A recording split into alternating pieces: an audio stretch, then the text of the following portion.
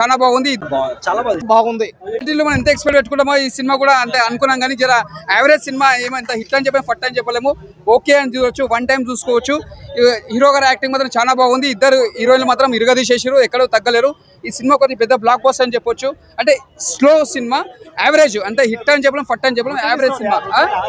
Routine story ఉంది, జర ఇంకా బాగా తీసుకుంటే ఇంకా బాగుంటుంది. తమన్ గారి మ్యూజిక్ తోటి జర బాగుంది, బ్యాక్గ్రౌండ్ మ్యూజిక్ తమన్ గారు మాత్రం ఇచ్చి పడేసిండు. సినిమా మాత్రం హైలైట్ అని చెప్పొచ్చు. సినిమా దీపావళికి ఒక మంచి ఒక ఫ్యామిలీ ఎంటర్టైన్మెంట్ చెప్పొచ్చు. ఒక వన్ టైం చూసుకోవచ్చు, అంతకు మించింది ఏం లేదు. రాశిఖన్నా యాక్టింగ్ చాలా బాగుంది, డిఫరెంట్.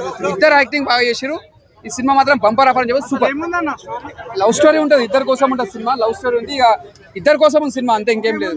ఇంకా అంతే, ఫ్యామిలీ ఎమోషన్ సెంటిమెంట్ సాంగ్స్ కానీ కామెడీ కానీ ప్రతి ఒక్కటి సీన్స్ మనం ఎంజాయ్ చేయొచ్చు. 100% లవ్ టుడే, డ్రాగన్, ఇది కూడా దాని పక్కన వేయచ్చు. స్టోరీ అయితే కొత్తగా ఉంది, దానికి రొటీన్ అన్న టైం లేదు, చాలా బాగా చేశారు. Love story, family entertainer, comedy అన్ని. దివాళీ విన్నర్ అనుకోవచ్చు. దివాళీ విన్నర్ అనుకోవచ్చు. నేనైతే 5కి 4.5 రేటింగ్ ఇస్తాను.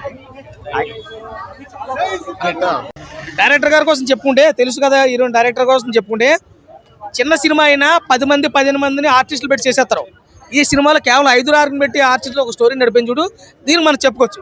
ఇంకోటి ఏంటంటే స్టోరీ పరంగా చూసుకుంటే ఈ టైప్ ఆఫ్ సినిమాలు వచ్చేసాయి, కానీ ఈ డిఫరెంట్గా చూపించాలన్న దాని మీద కొంచెం ఇంకా ప్లాన్ చేస్తే బాగును. హీరోయిన్ యాక్టింగ్ అయితే వాళ్ళకి ఇచ్చినటువంటి అవకాశాన్ని నిలబెట్టుకున్నారు. ఎందుకంటే సిద్ధు జొన్నలగడ్డ గారు గతంలో సినిమా కంటే ఈ సినిమాలో లుక్స్ బాగున్నాయి, చాలా బాగా చూపించింది. రెండో విషయం ఏంటంటే కామెడీ. వైవార్ష గారు తక్కువ వేరియేషన్ ఉన్నా కానీ ఎక్కువగా పేల్చాడు, బాగుంది. కామెడీ కూడా అంతవరకు ఉంది. అన్నపూర్ణమ్మ గారు వచ్చినప్పుడు అయితే బాగుంది, అంటే మోటివేట్ చేయాల్సిన టైంలో మోటివేట్ చేసింది, కామెడీ చేయాల్సిన టైంలో కామెడీ చేసింది. ఇంకా మనం చెప్పుకోదగ్గ విషయం ఏంటంటే బ్యాక్గ్రౌండ్ మ్యూజిక్. తమన బ్యాక్గ్రౌండ్ మ్యూజిక్ ఎలా ఉంటుందో తెలుసు కదా, పూనకు వచ్చేసి ఓపర్లో బట్టలు కూడా వేస్తాడు, కానీ సినిమాకి ఎంతవరకు అవసరం అంతవరకు తెచ్చుకున్నాడు. ఇది కూడా బాగుంది. కానీ ఓవరాల్గా అన్నీ బాగున్నా కానీ స్టోరీ కొంచెం వీక్ అయిందని నా ఒపీనియన్. అంటే గతంలో 2-3 సినిమాలు వచ్చేసాయి ఈ టైప్ ఆఫ్, అంటే మీకు తెలుసు కదా అదే సినిమా. ఆ సినిమా టైటిల్ ఏంటి మీకు తెలుసు కదా, ఆల్రెడీ తెలుసు కదా, అదే టైటిల్ కింద తీసుకోండి. అంటే సిద్ధు గారి కోసం చెప్పుకోవడం అంటే ఒక మెట్టు ఇక్కడ యాక్టింగ్ పరంగా నాకైతే బాగా నచ్చింది అనిపించింది. ఓకే, ఓవరాల్గా చూడడానికి బాగుంది. వీళ్ళిద్దరూ బాగా పండించారు.